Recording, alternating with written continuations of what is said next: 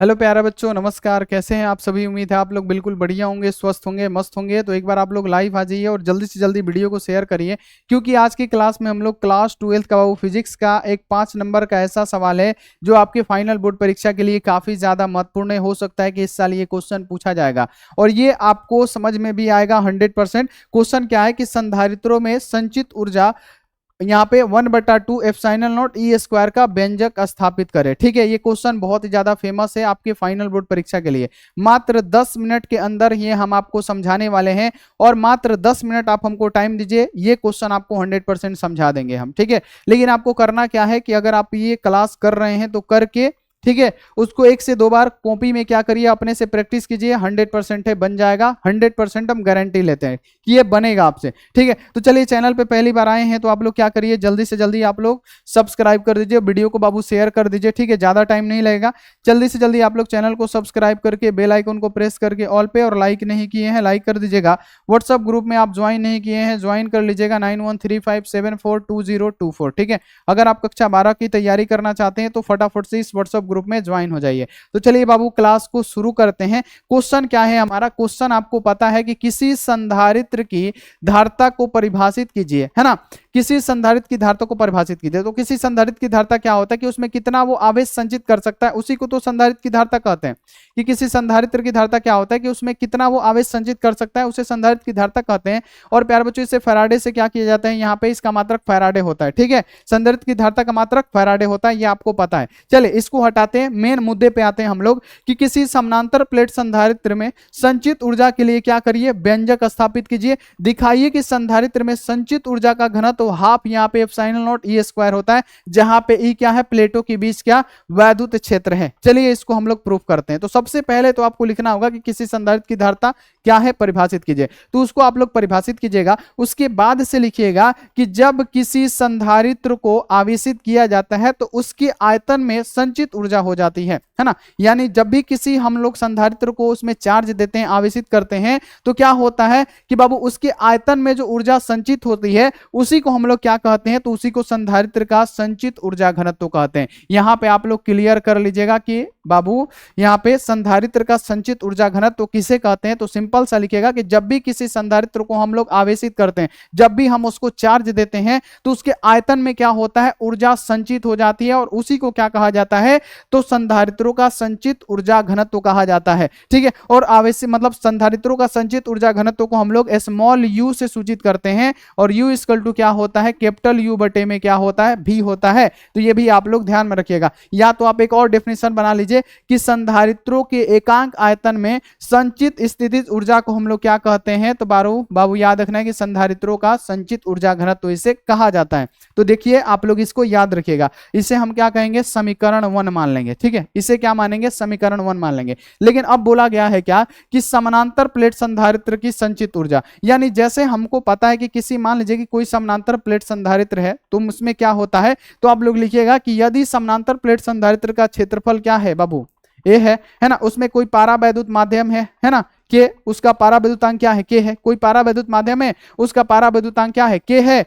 तथा उसके बीच की जो दूरी होती है वो क्या होती है, डी होती है। तो यहाँ पे क्या हो जाता है, समानांतर प्लेट संधारित्र की धारिता हमने आपको क्या पढ़ाया, तो सी इक्वल टू हमने क्या पढ़ाया था प्यारे बच्चों, तो यहाँ पे हमने पढ़ाया था के, है ना, एप्सिलॉन नॉट यहाँ पे ए इंटू क्या पढ़ाया था बाबू, डी। तो इतना आप लोग लिख दीजिएगा। ठीक है, यहाँ पे इतना आपको लिखना है। लिखिएगा कि यदि समानांतर प्लेट संधारित्रों का प्लेटों का क्षेत्रफल ए है, कोई पारावैद्युत माध्यम का पारावैद्युतांक क्या है, के है, तथा इसकी बीच की दूरी क्या है, डी है, जिसमें समानांतर प्लेट संधारित्र की धारिता क्या होता है, इसके के यानी पारावैद्युत के समानुपाती होता है बाबू, उसके प्लेटों के क्षेत्रफल के समानुपाती होता है, जबकि इसकी बीच की दूरी के क्या होता है, व्युत्क्रमानुपाती होता है। इतना हमने पढ़ाया था।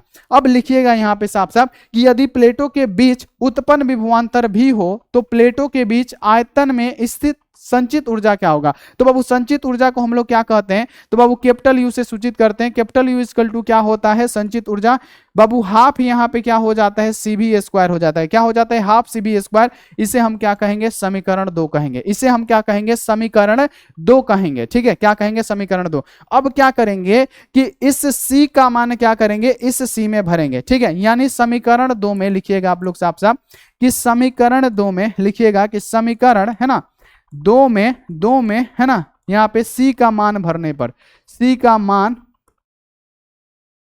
रखने पर लिख दीजिएगा, रखने पर, है ना, रखने पर। ठीक है, इतना आप लोग क्लियर कर लीजिएगा कि समीकरण 2 में इस सी का मान भरेंगे, यानी इस सी के जगह पे हम लोग इस सी का मान भरेंगे। तो बाबू हमारा समीकरण क्या है, सबसे पहले यहाँ पे संचित ऊर्जा U इक्वल टू क्या होती है बाबू, आप लिखिएगा हाफ, यहाँ पे सी भी स्क्वायर होता है। ठीक है, अब हमने क्या करना है कि सी के जगह पे सी का मान, और सी का वैल्यू क्या था, के एप्सिलॉन नॉट ए बटा में डी, यानी यहाँ पे यू है तो हम लोग क्या करेंगे, यू लिख देंगे, है ना, कैपिटल यू है ना, तो हम लोग कैपिटल यू लिखेंगे, इक्वल टू है तो इक्वल टू, हाफ है तो हाफ, है ना। अब यहाँ पे देखिए सी के जगह पे हमने क्या लिखना है, तो हमको लिखना है, जैसे हमको पता है कि सी के जगह पे क्या लिखना है, के एप्सिलॉन नॉट यहाँ पे ए इंटू डी। क्यों लिखना है, क्योंकि बाबू ये इसका मान था, क्योंकि बोलेंगे कि सी का वैल्यू कितना था, के एप्सिलॉन नॉट ए बटे में डी, और इस सी के जगह पे हमने क्या भरा, तो यहाँ पे इस सी के जगह पे हमने के एप्सिलॉन नॉट डी भरा, और भी स्क्वायर है तो हमने क्या किया, भी स्क्वायर कर दिया। ठीक है, क्लियर हो गया, ये आपको क्लियर हो गया। अब देखिए क्या करेंगे कि समीकरण 1 में अब कैपिटल यू का मान भरेंगे। समीकरण क्या है, ये हमारा 1 है, ये हमारा समीकरण 1 में, अब ये कैपिटल यू के जगह पे क्या करेंगे, इस यू का मान भरेंगे। तो लिखिएगा साफ साफ कि समीकरण, यहां पे लिखिएगा कि समीकरण, है ना, एक में यहां पे क्या बाबू, u का मान भरने पर, मान रखने पर। ठीक है, तो बाबू जब हम मान रखेंगे, पहला हमारा समीकरण क्या था, सबसे पहले आप लोग देख लीजिए कि सबसे पहले हमारा समीकरण क्या था, यहाँ पे स्मॉल यू इक्वल टू क्या था, कैपिटल यू बटे में क्या था, भी था। अब इस यू के जगह पे इस ये जो मान है वो रखना है, तो हमारा क्या हो जाएगा, स्मॉल यू, है ना, हमारा क्या हो जाएगा, इधर स्मॉल यू है तो स्मॉल यू हो जाएगा, संधारित्र को संचित ऊर्जा घनत्व यू इक्वल टू क्या, इस कैपिटल यू का मान क्या है, तो आप बोलेंगे 1/2 है, 1/2, है ना। उसके बाद से क्या है, यहाँ पे साफ साफ हमको लिखना पड़ेगा, तो यहाँ पे क्या है, के एप्सिलॉन नॉट यहाँ पे ए इंटू यहाँ पे क्या है, डी है, और इधर क्या है, भी स्क्वायर है। ठीक है, हमने यहाँ पे लिख दिया क्यों, क्या, यू का मान। लेकिन आप लोग एक बात बताइए हमको कि बटा में भी हो तो है, तो यहाँ पे क्या करेंगे, इस भी का भी मान रखेंगे, क्योंकि हमने तो सिर्फ यू का मान इतना रखा, अब बटा में भी है तो हमने क्या किया, भी रख दिया। ठीक है, इतना आपको स्पष्ट हो गया, इतना क्लियर हो गया। इतना जब स्पष्ट हो गया प्यारे बच्चों, तो आप एक बात बताइए कि बाबू भी क्या होता है प्यारे बच्चों, आयतन होता है। तो भी इक्वल टू, यहाँ पे आप लोग लिखिएगा कि यहाँ पे, कहाँ पे लिखे जी, थोड़ा यहीं पे लिख देते हैं कि चूंकि आप लोग क्या लिखिएगा कि भी आयतन होता है, और आयतन इक्वल टू क्या होता है, आयतन इक्वल टू क्या होता है प्यारे बच्चों, क्षेत्रफल यहाँ पे होता है इंटू क्या होता है प्यारे बच्चों, तो यहाँ पे होता है क्षेत्रफल इंटू क्या हो जाता है, दूरी हो जाता है। ठीक है, क्षेत्रफल इंटू दूरी। ठीक है, ये आपको पता है कि क्या होता है, चूंकि आयतन इक्वल टू क्या होता है, क्षेत्रफल इंटू दूरी होता है, सभी को पता है ना, एक बार बता दीजिए, बहुत बढ़िया।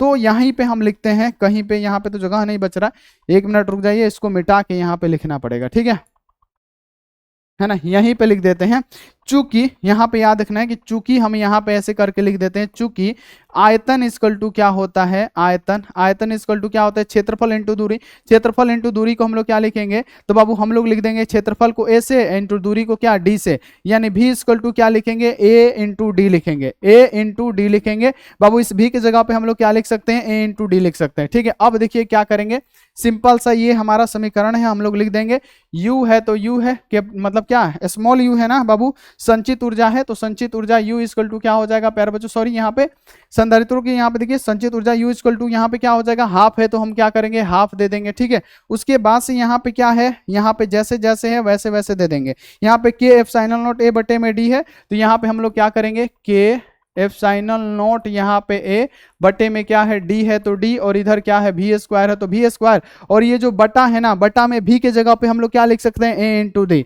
आयतन इक्वल टू क्या होता है, ए इंटू डी, यानी हम यहाँ पे लिख सकते हैं ए इंटू यहाँ पे हम डी कर सकते हैं। ठीक है, जब ए इंटू डी जैसे हम करेंगे तो ये क्या हो जाएगा, यहाँ पे आपको ध्यान में रखना है कि इस ए से हमारा क्या होगा, ये ए कैंसिल हो जाएगा। क्या हो जाएगा, ए से ए हमारा कैंसिल हो जाएगा, तो हमारा यू इक्वल टू क्या बचेगा, तो आप लिखेगा यू इक्वल टू क्या बचेगा, 1/2 है तो 1/2, और यहाँ पे क्या बचेगा, तो ओनली के एप्सिलॉन नॉट बचेगा, के एप्सिलॉन नॉट बचेगा, इंटू यहाँ पे क्या बचेगा, भी स्क्वायर बचेगा, और बाबू डी में डी से गुणा होगा, क्या हो जाएगा, बटे में यहाँ पे डी स्क्वायर हो जाएगा, हो जाएगा ना। तो यहाँ पे हम क्या लिखेंगे, u है तो u इक्वल टू है तो इक्वल टू हाफ है तो यहाँ पे 1/2 लिखेंगे।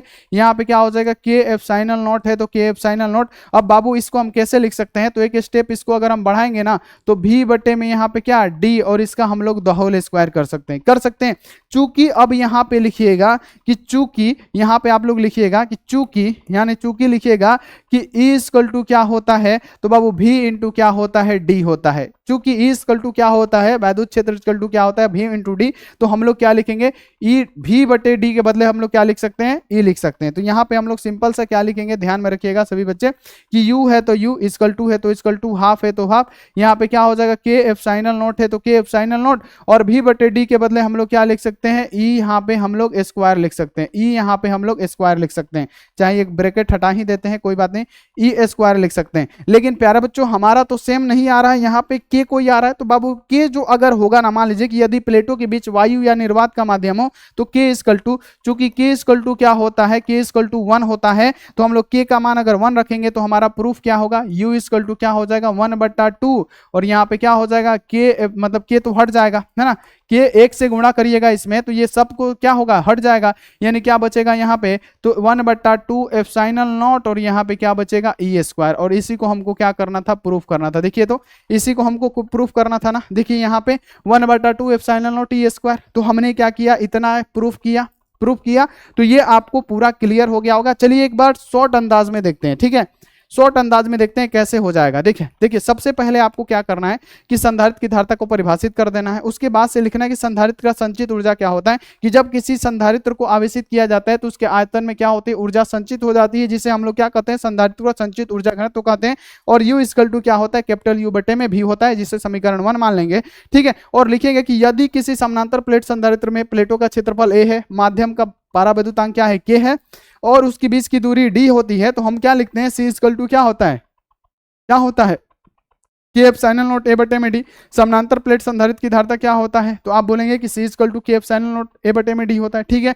उसके बाद से लिखिएगा कि यदि प्लेटों के बीच उत्पन्न विभवांतर भी हो तो प्लेटों के बीच के आयतन में स्थित मतलब संचित ऊर्जा U, capital U equal to क्या होता है, हाफ C B स्क्वायर। अब C की जगह पे इस C का वैल्यू मतलब क्या भरेंगे, इस C की जगह पे इस C का वैल्यू भरेंगे, तो जब हम लोग इस C की जगह पे इसका C का वैल्यू भरे तो ये आ गया। अब क्या करेंगे, ये हमारा कैपिटल U का मान निकल गया, तो अब समीकरण 1 जो था ना, यहाँ पे देखिए समीकरण 1 जो था अब U की जगह पे भरेंगे। समीकरण 1 क्या था हमारा, ये था। अब क्या करेंगे कि समीकरण में U का मान भरेंगे, और U का मान ये हमारा पूरा है, हम लोग क्या करेंगे U की जगह पे ये पूरा भर दिए, नीचे में V है तो V, जो कि V क्या होता है, आयतन, आयतन इक्वल टू क्या होता है, तो क्षेत्रफल इंटू दूरी होता है, तो V की जगह पे हम लोगों ने क्या लिखा, A इंटू D लिखा। अब इससे क्या हुआ, A से हमारा कैंसिल हो गया, यानी U इक्वल टू क्या बता 1/2, यहाँ पे K एप्सिलॉन नॉट, और यहाँ पे V स्क्वायर है तो V स्क्वायर, और D में D से गुणा तो D स्क्वायर, तो बटे में क्या हो जाएगा D स्क्वायर, यानी U इक्वल टू क्या हो जाएगा हाफ, यहाँ पे K एप्सिलॉन नॉट और V बटे में D और इसका स्क्वायर, जो कि पता है कि वैद्युत क्षेत्र E इक्वल टू क्या होता है V बटे में D, तो इस V बटे में D के बदले हम लोग क्या लिख सकते हैं, E लिख सकते हैं, E का स्क्वायर हो जाएगा। तो यहाँ पे K को एक्स्ट्रा है तो निर्वात में मानिएगा तो K का मान क्या हो जाएगा, 1 हो जाएगा, तो 1 में गुणा करिएगा तो U इक्वल टू क्या 1/2 एप्सिलॉन नॉट और E स्क्वायर हो जाएगा। क्या आपको समझ में आया, 100% समझ में आ गया ना। तो 1 से 2 बार इसको प्रैक्टिस कीजिए, वीडियो पसंद आया हो तो लाइक कीजिए, और ये क्वेश्चन हो सकता है आपके फाइनल बोर्ड परीक्षा में दिखे। तो मिलते हैं ऐसे अगली क्लास में, आप लोग अपना ध्यान रखिए, मन लगा के पढ़ाई करिए, take care and bye, thank you so much.